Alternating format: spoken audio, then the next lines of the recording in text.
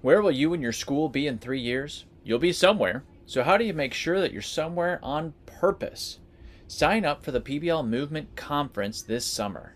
We're going to be taking leaders just like yourself in teams of 5 or so, whatever your leadership team looks like, and planning out the next 3 years and what project-based learning could look like as you bring it into your school. You don't want to have a willy-nilly plan. You don't want to have a top-down mandate. You want to have a grassroots movement. And we've walked through this with tons of schools. And here at the PBL Movement Conference, you're going to have multiple schools in the same room working through plans just like yours. But you are going to create a unique plan for your unique school, for your unique staff, for your unique students. So it has to come from you, and you want it to come from your team, and that's how we create a grassroots movement. So look for the link in the show notes for the PBL Movement Conference. Are your teachers fighting apathy in their classrooms? Are your teachers starting to burn out? Is your passion starting to wane? If you answered yes to any of these questions, then you're in the right place. I'm Ryan Stoyer, and this is the PBL Simplified podcast, dedicated to equipping you to being a visionary leader who's committed to self-development, collaboration, and changing education. Welcome, visionary leader. Today on the podcast, we've got a need to know. It states a statement first and then the question, and really just kind of an exclamation point. So here it is. I get that grouping is important, but it's also hard and awful. Help! We'll talk about that today. We also have the Leadership Leap, Elite Minds by Dr. Stan BEECHAM. So here we dip into sports and sports psychology. And then our episode topic for today, it's a PBL Leadership Guest episode. And we have Danny Brassell with us. Super positive message coming into education. You are going to love the conversation that Danny and I have.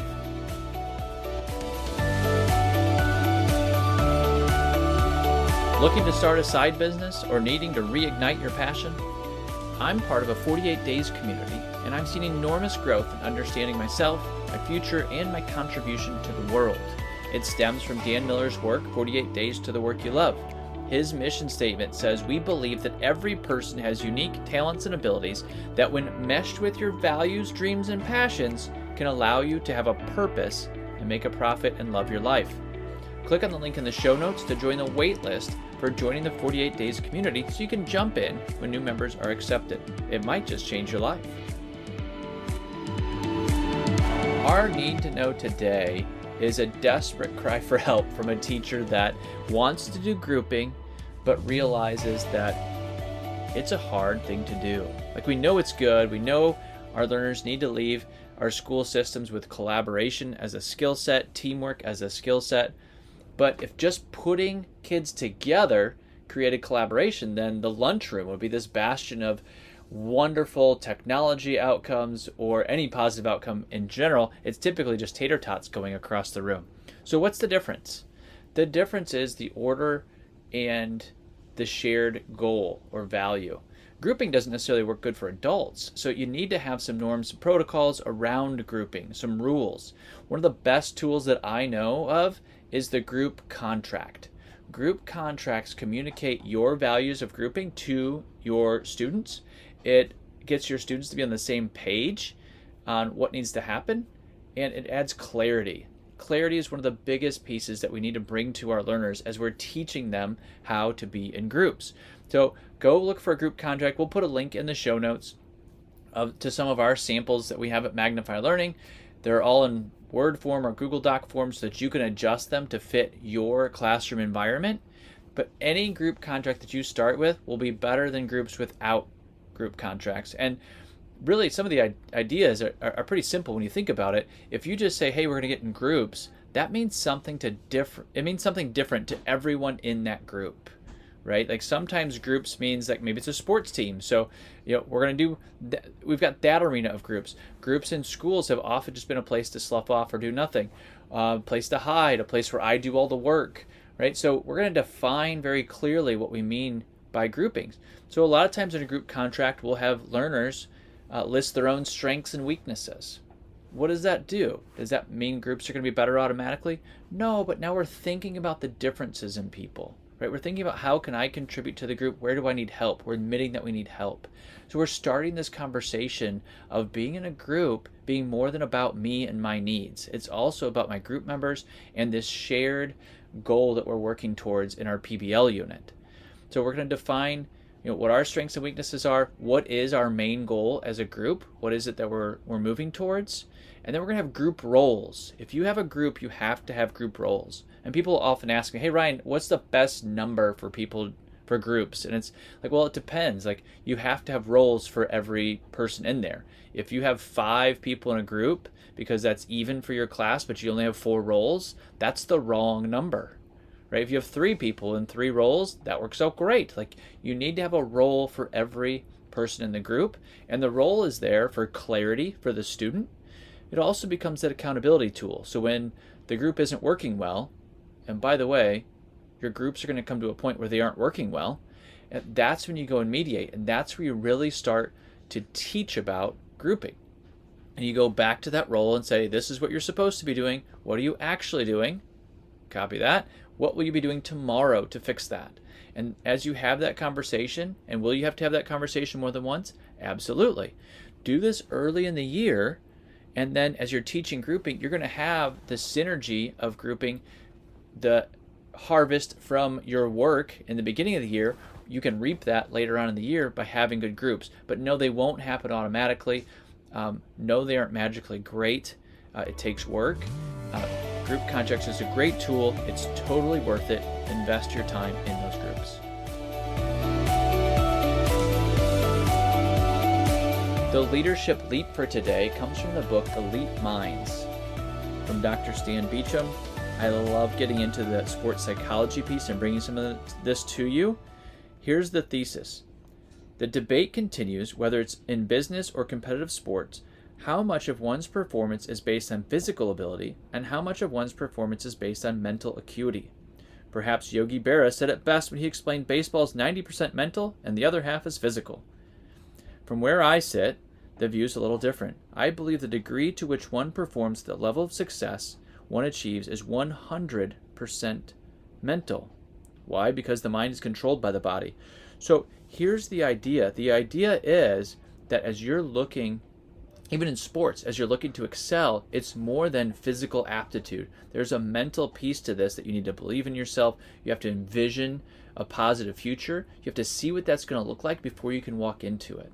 And if this sounds kind of woo-woo to you, I'd challenge you to get a book like this. And this is why the Leadership Leap is here. I'm going through a ton of different books and picking out the winners from those to bring those to you. So I've read a bunch of sports psychology books. This is one that I really appreciate. So if you're looking into this, and maybe if you're not bought in, you should read this book.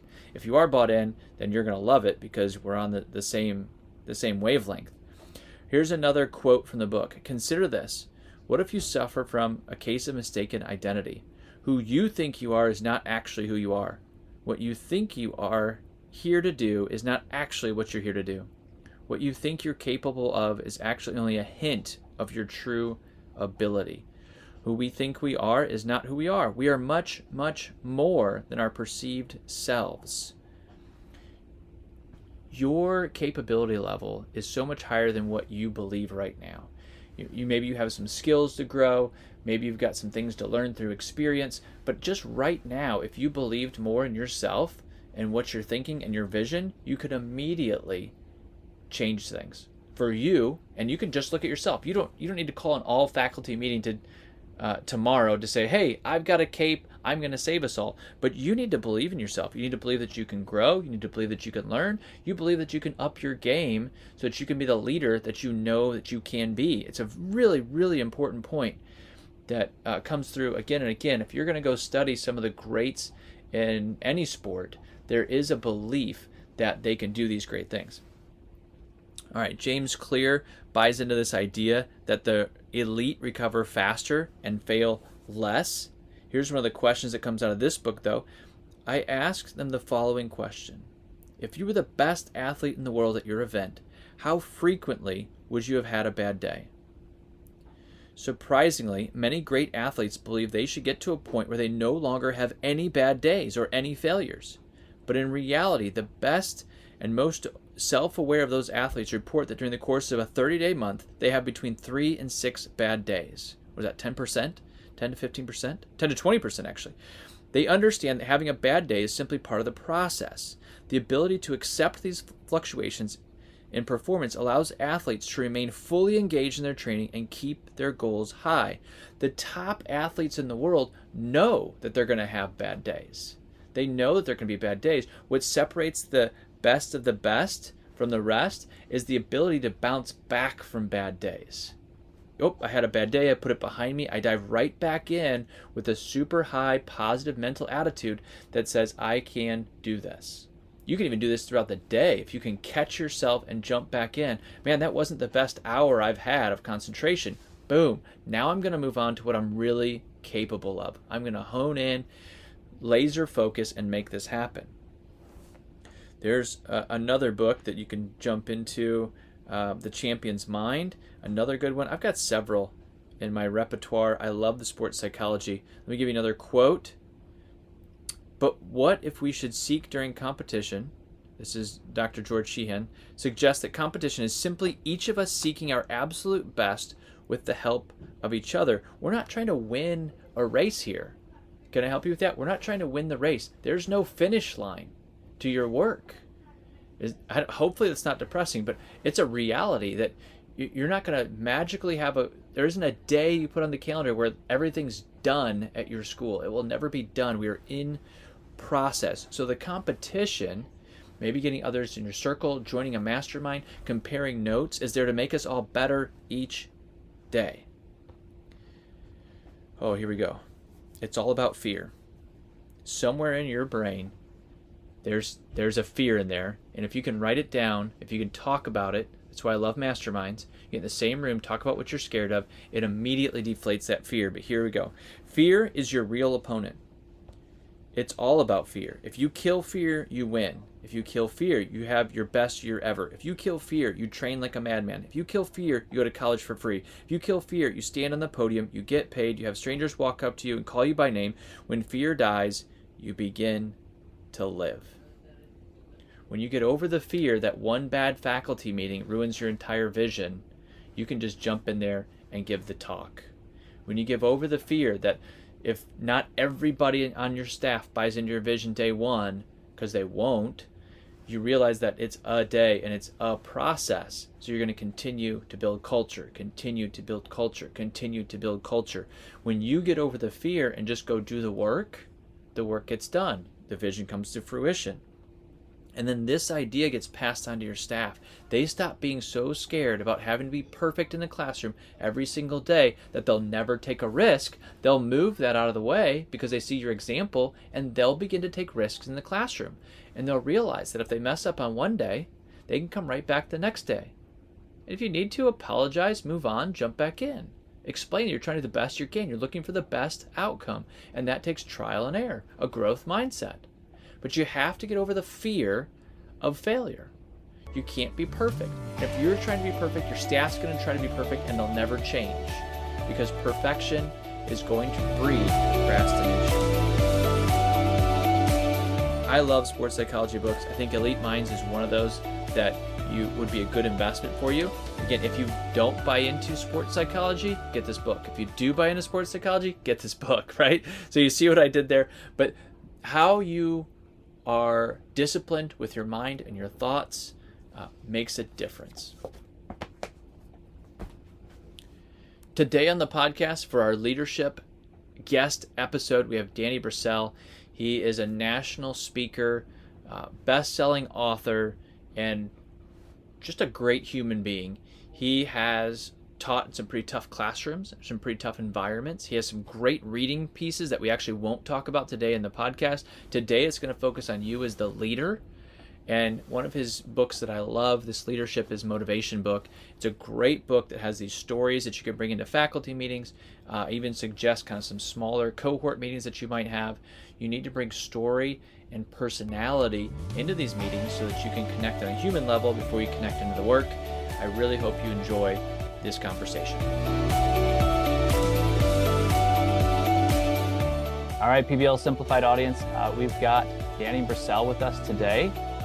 And I think you're going to be super impressed with this. So his bio, affectionately known as the Jim Carrey with a PhD, which I absolutely love. The authority on leadership development, reading, motivation, communication skills, author of 15 books, including Bringing Joy Back to the Classroom, right? Isn't that a winner? So I think you guys are going to love this interview. Danny, thanks for being with us today. Thanks so much for having me, Ryan. Thanks for all that you do. We need a lot more of you spreading joy in the world. I appreciate it. Yeah, this podcast is primarily principals and other visionary leaders, I should say. We've got superintendents, teachers, but those folks that are innovating in the classroom or in schools. So love that you've got an education background and that you were out speaking positively to teachers. So here's my first question for you, and it's the same question for everybody that's on the podcast. What is your why for the work that you do in speaking across the country and helping kids learn to read? What's your why? Well, I guess my why is it's ironic. I'm considered America's leading reading ambassador because I grew up hating reading. My father was a librarian. I always hated the public library. It always smelled funny to me. The furniture was uncomfortable. There was always an elderly woman telling me to be quiet, and there's always some freaky homeless guy who thinks he's a vampire hanging out in the public library.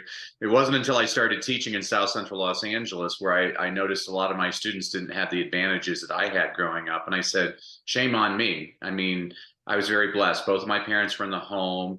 We were lower middle class, but we always had food on the table. And my parents always read in front of us kids, to us kids, and we had plenty of access to reading materials. And it really became my passion on making sure everybody has a fair shot. And really, I think this is probably the biggest dilemma posing a lot of educators right now is how do I make lame stuff engaging? We're loaded with mandates. I think in the last couple of years, probably 70% of my audiences now are principals, assistant principals, and superintendents trying to talk them off the ledge. While we lose over half of our teachers in this country in their first 6 years in the job, we lose over half of our educational administrators in their first 2.5. And those stats were pre-pandemic. I can't even imagine what they are now. I mean, I was just in Oregon. They removed the requirement for a bachelor's degree. They're so desperate to get teachers. Idaho just went to a 4-day work week because they can't get teachers for 5 days. And there's lots of states considering that. And I'm really kind of just trying to, I don't tell anybody anything they don't know. I remind educators why we do what we do. I'm very good at reminding why is it that we're doing what we're doing. So I guess my why is really to kind of reshape education in a more learner-centered fashion, not a mandate-centered fashion. Yeah, I love that. You could be on the podcast anytime, Danny. That's the message we're trying to bring, right? So we are talking to leaders and trying to help them build a vision so that they can live out that vision and do it for a long time. So and motivate those teachers. So I read your book, Leadership Starts with Motivation, and loved it. Loved the stories throughout. Again, as you're listening, like you need to go get the book because it gives you so many stories that you can connect to the vision or the talks that you're giving to your staff or to learners. Like, just loved it. But now here's where I'm going to question you right off the bat. You get a hard one. So it's leadership starts with motivation, and you're decidedly an action guy. But technically, is motivation an action? I think you even say like motivation is a desire to take action. So how does motivation move us towards action? How does it fit together? Well, until you're motivated to do anything, you're not going to do anything. But you're absolutely right. There's a difference between whether I was teaching my little ones or my older ones, they always have to hear the same refrain as they leave my classroom every day. I say, remember, kids, education is valuable, but execution is priceless. Knowledge is not power. Only applied knowledge is power. Knowing what the right thing to do and doing the right thing are two very different things. So go out, do the right thing, and make this world a better place. And so your point's taken. I mean, I called the book Leadership Begins with Motivation because it sounded, I guess, nice to me. And really, the motivation for the book, Ryan, was when I was teaching middle school, I was the only teacher in my school not to have any tardy students. And the reason was I always started off class by reading a Paul Harvey story. You're much younger than me. When I was growing up, I used to listen to radio, and every day at 12:15, I couldn't wait for Paul Harvey to come on the radio. He'd say, "I'm Paul Harvey with the rest of the story." Yep. And for 5 minutes, he'd tell you about somebody or something, some place. And the entire time you're trying to figure out, well, who or what's he talking about? And my students absolutely love those. Even when I became an administrator, my faculty loves those types of stories. But the problem is a lot of those stories are about like Sears Roebuck. Well, a kid in 2023 doesn't know what Sears Roebuck is. And so I created an updated version which had stories of people like Elon Musk and Jeff Bezos, people like that. And this was the interesting thing, Ryan. After I wrote the book, I read it and I'm like, huh, completely unintentionally, so many of my stories in this book are about white male Americans. And so the book I'm writing right now is a book which profiles predominantly women, minorities, and international examples. And Mm. so I guess that's probably the mark of a true educator is I still have a lot to learn, and I'm learning it. Well, but then to your credit, then, right, like you're learning and then taking action, right? Like there's action behind it, which is what we want. We want learning to spur action. The motivation spurs action. And I love the stories in the book too. So I'm sharing them with my Exactly. kids, right? So, Perfect. so you, I've got quotes from the book. I've got a couple chapters I'd like to hit Great. because I think the topic serves our audience well. So it said at some point you say leadership and success then are a choice. So our audience has chosen the path of leadership. So how do they now choose success?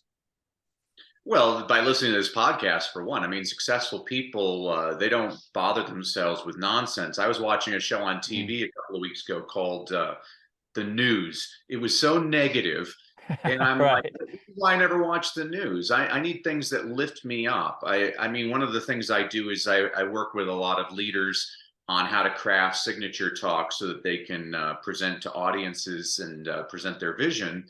And it's amazing. I was actually just judging a speaking competition, over 1,300 speakers, and not a single one of them gave a funny talk.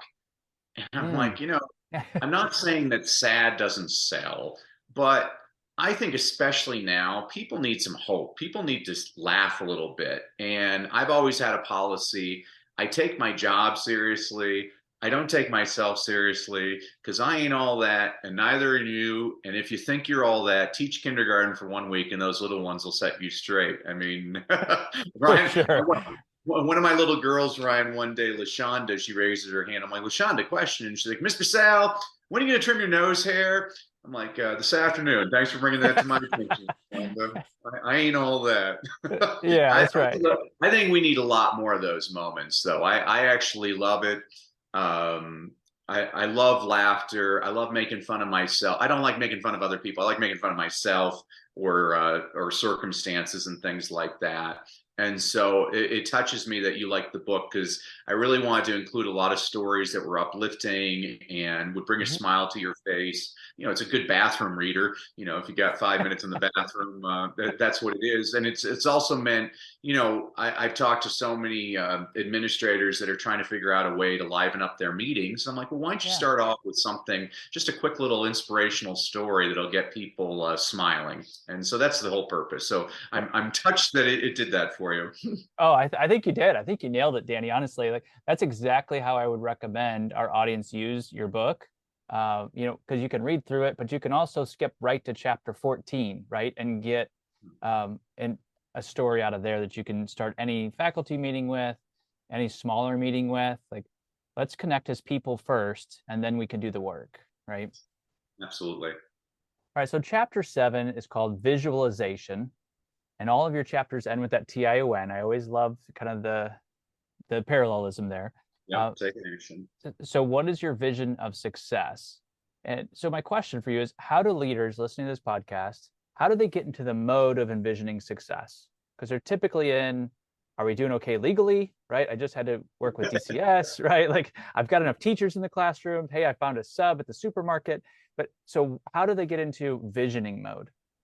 Yeah, I'm still in the process of coming up with the perfect answer for this, Ryan. I've been asked Mhm. this a lot, and I understand that the dilemma a lot of us, either as teachers or administrators, on the one hand, we're being told what to do. These are the mandates. These are the standards. This is the program you have to implement. But then on the other hand, we have our idealistic self, which is probably what most of us got into the profession for. We didn't Right, become educators for the high pay. We right. became educators to have a positive impact on society. And that's always the dilemma that most of us are going through. But I always posit this to people. I say, I've never seen that inspirational education movie where they say he went into the inner city and he inspired his students by using the state's mandatory scripted reading program. I've yet to see that movie. You know, Right, right. people, it's usually, and this is unfortunate. And I see this when I'm like speaking at Teachers of the Year, or even I was just at an Administrators of the Year summit. And I'm like, but if you won this award, it means you were a maverick. And I bet you're one of the most hated people in your field. I mean, I see it all the time. Like usually the best teacher at the school, all the other teachers resent that person. The administrator that came up with the cool idea, I'm going to get the seniors from the rest home coming to read to the kids, and all the other principals are like, well, did they do their TB test? What's the criminal background check? And they're looking at all those legalistic questions. And it really breaks my heart, Ryan. I'm like, but this isn't what education's supposed to be. And I made a commitment early on. I said, you know what? If I'm going down in flames, I'm going down doing it my way. I'm not going to do it their way. And there were consequences for that. I often got disciplined for that, but because I have a mouth on me, Ryan. I mean, that used to be. I always used to say that as a teacher and as an administrator. I'm like, if the answer to my question is not because that's what's best for this kid, why are we doing it? And, you know, I think you'll get a kick out of this. I mean, when I'm writing these books, I'm researching famous people. I'm reading tons of biographies of successful people in athletics and business and government and the military, all these different fields. And there's one predominant common characteristic in most of these biographies of successful people. They dropped out of school. And I'm like, what is going on? That's crazy to me. I mean, it breaks my heart because as an educator, the reason I'm a teacher is because I truly believe somebody I'm teaching is going to cure cancer one day.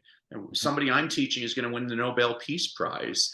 You know, I believe that. And I think everybody that's listening in right now believes that as well. I mean, that's why you have this podcast is, hey, let's solve these problems. Let's make everything better. I mean, anybody can gripe. That's why you got to avoid the teacher's lounge. That's a teacher's lounge. You might as well just call it the Twitter lounge. It's just a place where people like to gripe and moan all day. That's not what I'm interested in. I'm interested in solutions. I mean, I know the problems. Let's figure out the solutions. Yeah, I think so. I think it's an encouraging message because you're right. Our audience you're spot on. Like they are the mavericks. They've got the vision and they're going to do what's right for kids. So we kind of look at it through the lens of entrepreneurialism and kind of a little quarter shift to intrapreneurs, right? So they're in a larger system, okay with that, but also doing some maverick work. So I think it's just an encouraging thing for our audience just to hear you even say that, right? Like that's what we should be doing, right? So I love that. So what I kind of encourage when we're getting folks to envision and start their vision is to just carve out an hour of their week, right? And kind of Cal Newport's work around deep work is just... Oh, that's great. Deep work everybody should read that book. Cal Newport's fantastic. Right? So just on Tuesday from 9 to 10, your door's closed unless there's a ginormous fight, the superintendent's here, or Michael Jordan shows up. But other than that... I'll give you another book you should read. Have you read Essentialism by Greg McKeown? Oh, yeah. That one's super good. And people, if you haven't read the book, you don't have to because I already read it. So I can tell you the line that changed my life. There's a line that changed my life in that book. He says in that book, in Greek, the word priority can only be used as a singular. And that changed my life, Ryan, because now every single day, I give myself one priority that I have to get done. I can get more done, but I have to get the priority done because I'm a guy that loves lists. And I'll have 20 things on my list. And if I complete 19 of them, I feel like the day was a failure. Or number 20, you know, speaking to this parent, that probably should have been the priority. I should have made that my number one. And it's amazing when you give yourself one priority. You know, I lead masterminds with business people, and I have a mastermind that meets in Austin for Christian business entrepreneurs, and I call it the 6Fs because I'm a teacher. I can't remember anything unless I use an acronym or something.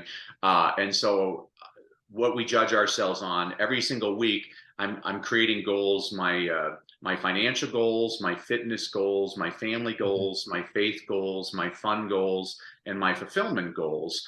And then the activity I give everybody is on a scale of 1 to 10. Where are you fitness wise right now? And they'll say, I haven't been to the gym for a while, maybe a 6. I'm like, okay. Financially, how are you doing? Well, I just made a big deal. Great. What's that? 9? Great. Faith. Well, I haven't been going to my men's Bible study. I'm like, okay, so what's that? That's a 2.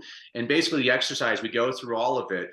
And these are all spokes in a wheel. And then I want you to connect the spokes. And if you're not in a perfect circle, you're out of alignment. And Good. you're suffering.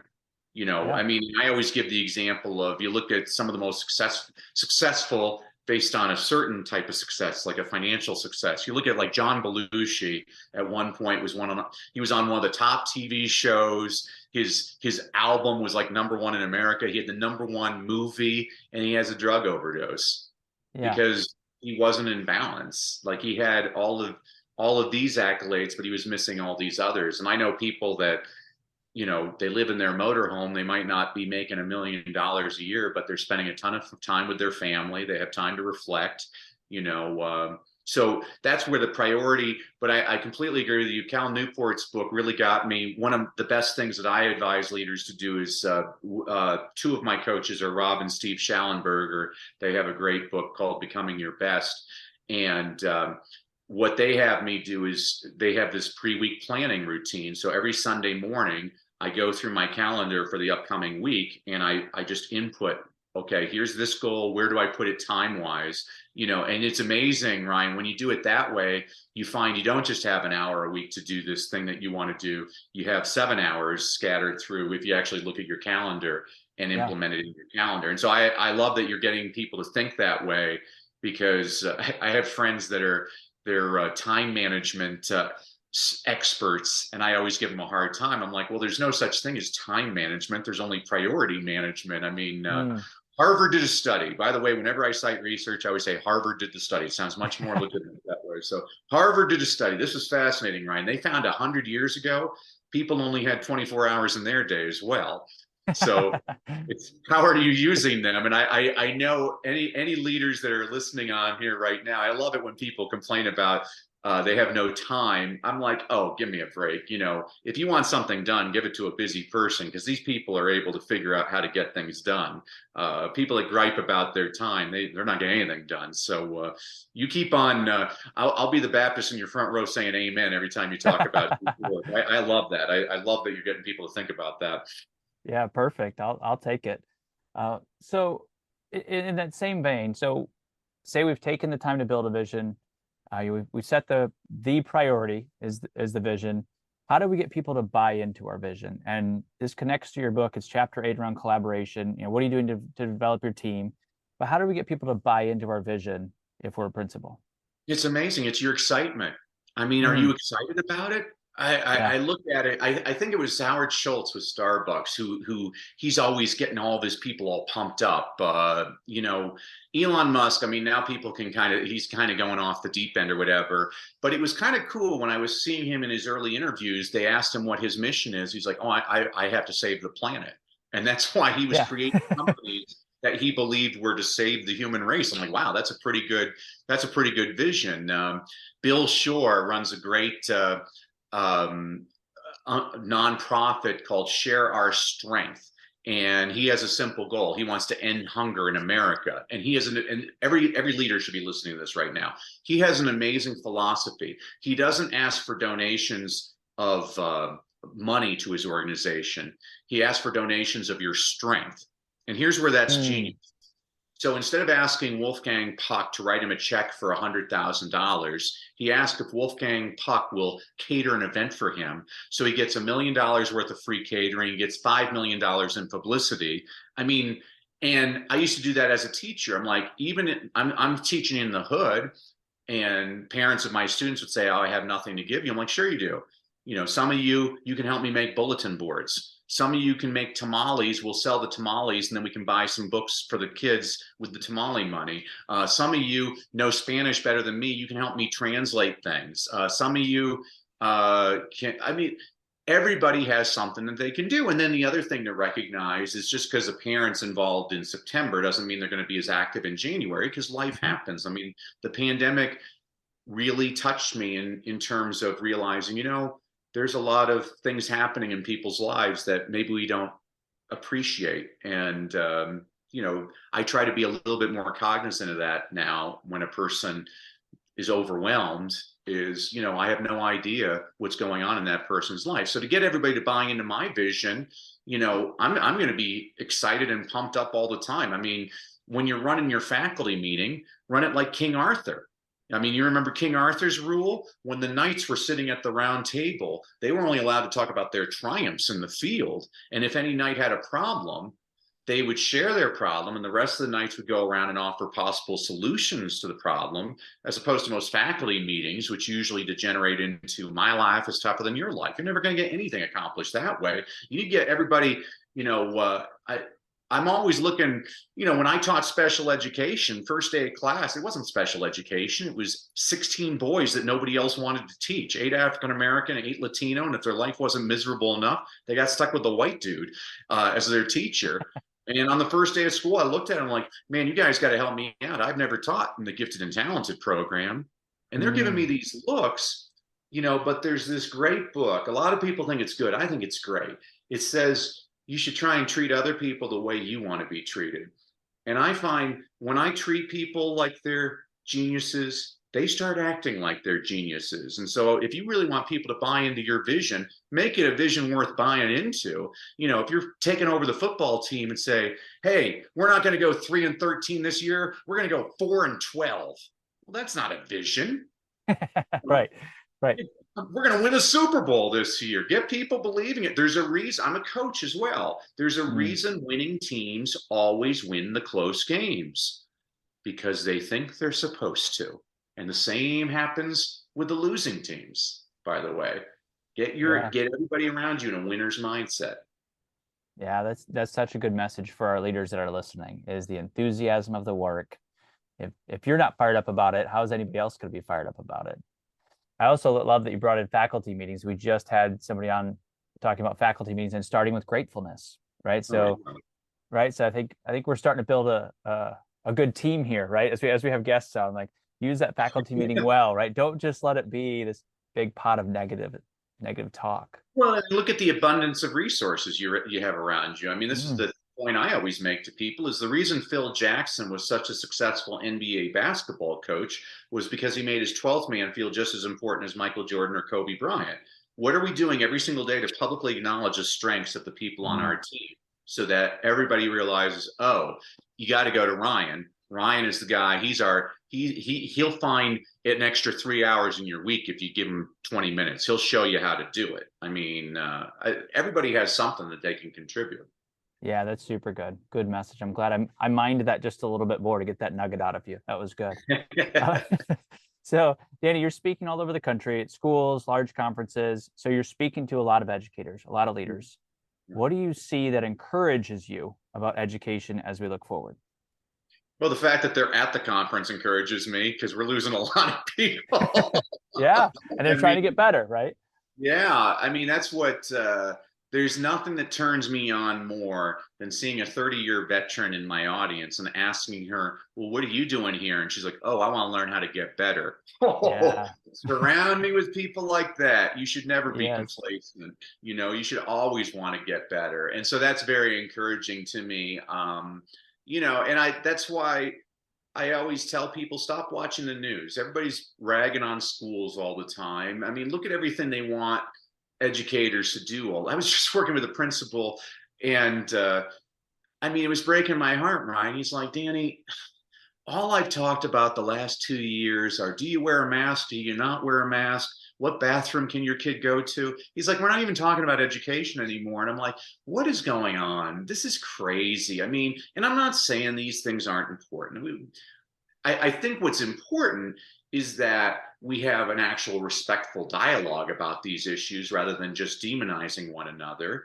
And I think what's even more important is that word again, priority. I mean, is my priority this peripheral issue, which is just meant to distract you? Or is my priority, what can I do to get your kid believing in himself so that, every kid has something. I was working with a high school teacher a couple of weeks ago, and she was giving out worksheets to her kids. And I'm like, well, what do you think is better? Giving this kid a worksheet that they don't like, that's going to take them 20 minutes and be completely meaningless to them, or having the kid build a website, which they're excited about. They'll probably spend about 30 hours of their own personal time putting it together, and they'll accomplish 3 times as many objectives. They'll enjoy it in the process. I mean, this is where, and I understand it. I get it. It's not easy. I mean, I always tell this to teachers. I mean, teaching is easy, but being a good teacher is really hard. I mean, anybody can be a teacher. I mean, one of my biggest, one of the most annoying things I ever hear people say is, oh, if you touch just one child, you have succeeded as a teacher. I used to tell my teachers, I'm like, if you touch just one kid, please find another job. Let's shoot for the moon. At least half the kids achieve. It's amazing how low we set the expectations. And that's what, and I like having dialogues about this. Well, what can we do? And this is the most important thing I have. I have a Post-it on my desk right now, Ryan, and all I've written on the Post-it, it says, what if I'm wrong? And the reason I have that is I look at it for humility every single day. Is, it's important for me to keep my ears open. Maybe a person has a better way of doing it. I'm totally willing to do it a different way. I have a certain way that I get kids excited about reading, but if I see something completely different that works with this kid, I'm going to work using that. That's what works for this kid. And this is what people don't understand outside of the education world. I'm like, if you have 33 kids in your classroom, you got 33 different motivational styles. I mean, it's a real art. Everybody's using that word science all of a sudden. Oh, it sounds really good if you say the science of something. I'm like, well, maybe there's science. I don't know. There's lots of research that can, you show me a study, I can show you another study. I mean, right. Yep. But there's a real art. There's nothing better to me. My mentor, I taught in a school where I was the only man at my school. I was the only white person at my school. I taught with predominantly elderly African-American women from the South who all had been teaching 20 years. My mentor was Mrs. Turner, who was from Alabama. She'd been teaching for 40 years. She believed in 2 things, discipline and the Bible. When her little ones got out of line, she started reading aloud Revelations to her kids. I mean, she was amazing. She was I was like the young, energetic white guy, and she was the elderly African-American woman, old school. And I'll tell you, I'll give you the best compliment I can ever give an educator. I would put my kids in her classroom because she was a really good teacher, but she had a totally different style than me. And that's what I've learned as a leader is, I have to figure out the styles. I mean, there's no one right style. Again, going to coaching, anybody can change their players and build a champion. The real leader is the person that takes the deck that the cards that they're dealt and turns it into a winning hand. How do I figure out how to turn this into a winning hand? And that's what I'm always interested in when I'm reading about different leaders in different fields. Well, what did they do? How did they handle this situation?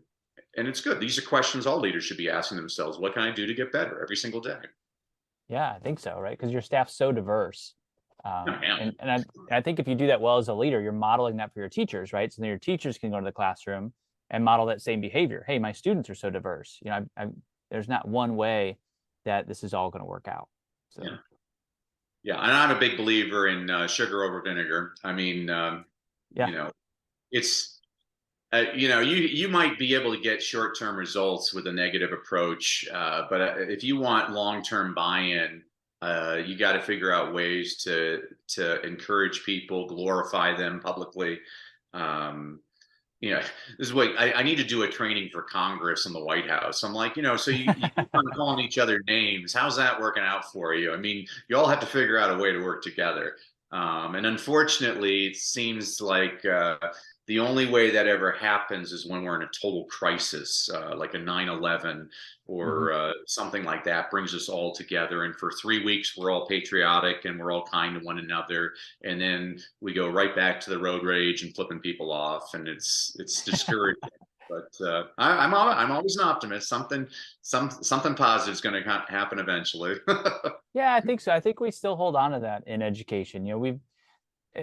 Teachers are some of the close-knit group of people that I've ever seen. If somebody somebody has cancer, suddenly the next Monday, everybody has a t-shirt on, right? Like supporting that person. And so I think we can still do that in education. So I'm really encouraged in our line of work. And I see principals doing this all the time, where they've got one principal that has a recognition program for teachers and students literally every week. He just comes into class, every classroom, and he just makes this happen. And it's enthusiastic and it's positive and it's powerful and it works. I love that, Ron. I was speaking at a school district in Idaho, and the superintendent, he was retiring, and he had been there for quite a long time. And the teachers were threatening to strike because they wanted a pay raise. And so I was there to give the opening convocation speech in August to get everybody pumped up. And there's a lot of bitter people in the room, 1,600 teachers. And he gets up there, and I wish every leader could have watched him, because he said, I know you all want a raise, and you're worth every penny because you're the best teachers on the planet. He's like, and I would love to give you a raise, but the fact is we don't have the money. And I'm so sorry to tell you that. And I know you're going to hate me for that. But last night I was watching The Bachelor with my wife, and it gave me an idea. He takes out this basket of roses. He's like, there have been so many people that have helped me over the years in education. And watching The Bachelor, I was thinking about, if there's any of you in the audience that had a teacher at your school that took you under his or her wing and helped you out, I'd love to invite you to come on down and tell us about that person and give that person a rose. Oh my gosh, Ryan. With it, this took over an hour. There wasn't a dry eye in the house, and there was no longer a threat of a teacher strike. We're talking like, hey, we're gonna go change the world.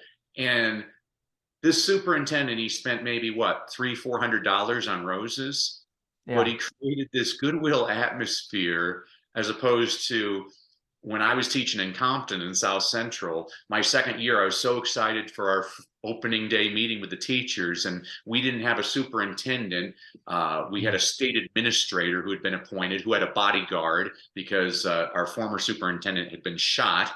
And our state administrator gets in front of us, and we're all excited to be together. And he's like, well, I just got the test scores, and for the second year in a row, we got the worst test scores in America. And I know why, because we got the worst teachers in America. Oh. And I'm looking at that guy, and I'm looking at his bodyguard like, I can take the bodyguard. Somebody else take him out. I was like, what a jerk.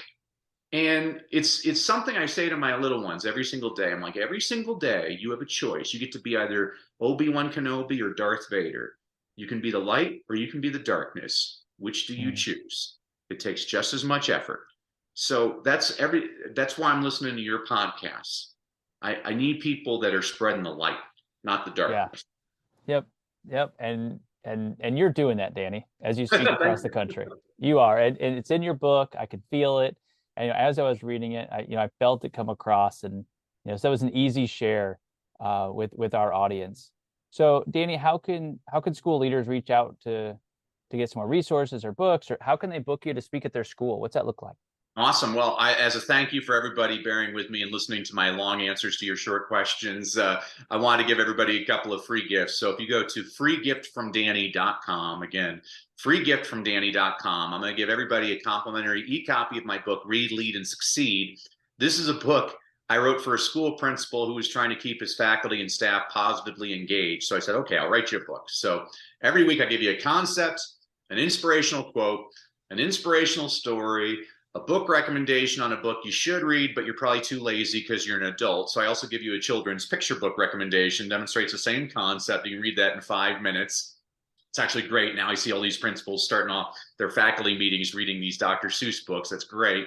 Yep. I'm also going to give everybody access to a 5-day reading challenge I did online last summer for about 700 parents, where every day for 5 consecutive days, I share with parents for an hour a whole bunch of ideas on how to get kids excited about reading. I think schools do an adequate job of teaching kids how to read, but the question I always ask people is, well, what good is it teaching a kid how to read if they never want to read. I teach kids why to read, because I've never had to tell a kid, go watch TV. I've never had to tell a kid, go play a video game. And I never want to have to tell a kid, go read. I want them to choose to do it on their own. And so those are my gifts to you. If you want to book me to pump up your faculty and staff, or you just need me to give you your own little personal pep talk, my name again is Danny Brassell. My last name's really easy to remember how to spell. It's spelled like bras, cell. No, I never took any grief over that as a child. You just go to DannyBrassell.com, and but I appreciate all that you're doing, Ryan. You're what's right with education. I always tell kids, focus on what's right, not what's wrong. Let's focus on the solution, not the problem. And I'd say the same thing to any aspiring leader out there. Yeah, thank you so much, Danny. You served our audience well today. Hey, visionary leaders, we'll have all those resources in the show notes. So you can click on those, make sure that you grab those freebies that Danny offered us. As you go and do that, and you figure out your vision, you walk it out in a positive way, being the light, you'll be able to engage your learners, tackle boredom, and transform your classrooms. Go lead inspired. Thank you for listening to this episode of the PBL Simplified podcast. Would you help us achieve our vision of 51 by 2051? One small step you can take to help us out is to leave a review of the PBL Simplified podcast.